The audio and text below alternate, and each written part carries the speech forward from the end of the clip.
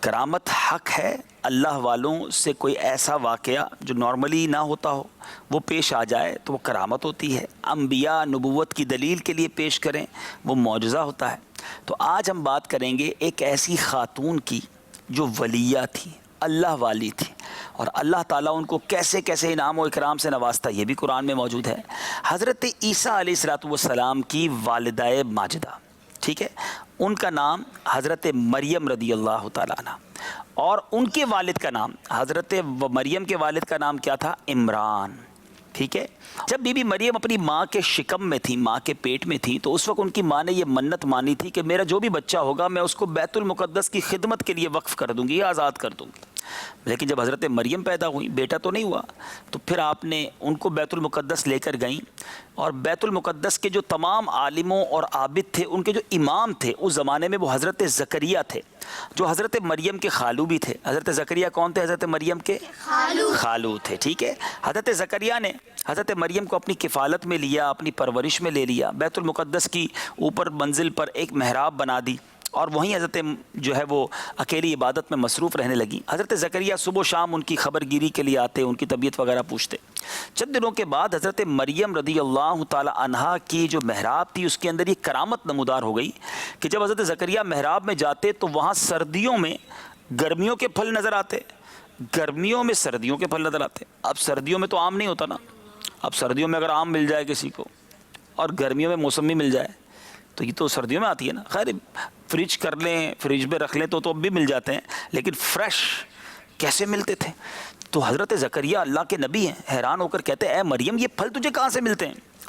تو کہا، حضرت مریم جواب دیتی ہیں یہ پھل اللہ کی طرف سے آتے ہیں، اللہ جسے چاہے روزی عطا فرماتا ہے. سبحان اللہ. حضرت زکریا کو اللہ تبارک و تعالیٰ نے نبوت کے شرف سے نوازا تھا، مگر ان کی کوئی اولاد نہیں تھی، وہ بالکل ضعیف ہو گئے تھے.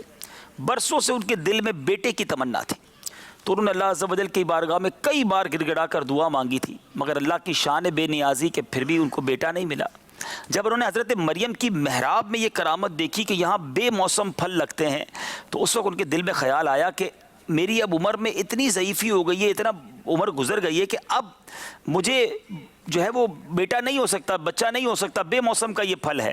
مگر وہ اللہ جو حضرت مریم کو بے موسم کا پھل عطا کر سکتا ہے وہ کرم فرمائے، وہ قادر ہے، وہ چاہے تو مجھے بھی بے موسم میں اولاد عطا کر سکتا ہے.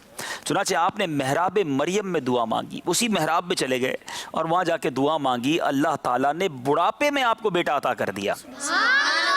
حضرت زکریا کا جو بیٹا اس کا نام اللہ تبارک و تعالیٰ نے خود یحییٰ رکھا، اور اللہ تعالیٰ نے آپ کے بیٹے کو بھی نبوت کا شرف عطا فرما دیا. یعنی حضرت یحییٰ جو ہیں وہ حضرت زکریا کے بیٹے، اور وہ بھی نبوت کے شرف سے متصف ہوئے. اب سبحان اللہ، اس واقعے سے کیا کیا سیکھنے کو ملا کہ حضرت مریم اللہ کی نبی نہیں ہیں، نبی مرد ہی ہوتا یاد رہے، ولیہ ہیں، لیکن اللہ تعالیٰ نے کو ایسی کرامت عطا کی، ایسی ولایت کا مرتبہ دیا. تو جو لوگ کہتے ہیں کرامت نہیں ہوتی، اولیاء اللہ کی کرامتیں نہیں ہو سکتی، قرآن میں اس کرامت کا ذکر ہے. حضرت مریم کی کرامت کا ذکر تو قرآن میں ہے، بے موسم کے پھل ان کی محراب میں نظر آتے. اچھا، اسی طرح ایک اور بات پتہ چلی کہ جہاں اللہ والے عبادت کریں، حضرت مریم محراب میں کیا کرتی تھی؟ عبادت کرتی تھی. تو وہ عبادت کریں تو ادھر اللہ کے نبی جا کر دعا مانگے اور وہ دعا قبول ہو جائے. تو اس قرآنی واقعے سے ایک اور بات سیکھنے کو ملی کہ اللہ والے جہاں عبادت کریں، یعنی مقدس جگہ ہو، مبارک جگہ ہو، وہاں دعا مانگے تو دعا قبول ہوتی ہے. تو جہاں اللہ والے خود موجود ہوں، جہاں ان کا مزار شریف ہو، تو وہاں تو دعا قبول ہوگی نا.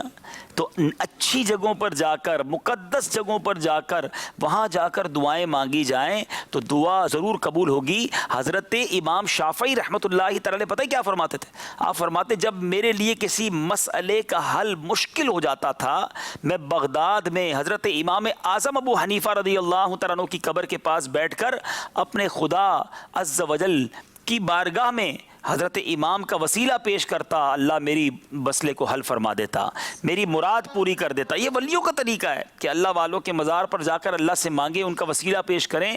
تو قرآن کے اس واقعے سے دو باتیں سیکھنے کو ملی کہ کرامت حق ہے، اور کرامت کا ذکر قرآن میں ہے. اور دوسری بات، اللہ والوں کا وسیلہ یا ان کے قریب جا کر، ان کے مزار پر جا کر اللہ سے مانگا جائے، اللہ اس مبارک مقام کی برکت سے دعا قبول فرماتا ہے. تو ماشاءاللہ اسی لیے ہم لوگوں کو کہتے ہیں کہ بھائی آئیے فیضان مدینہ میں، اللہ کے ولی یہاں موجود ہیں، امیر اہل سنت موجود ہیں، ان کے ساتھ دعا کریں.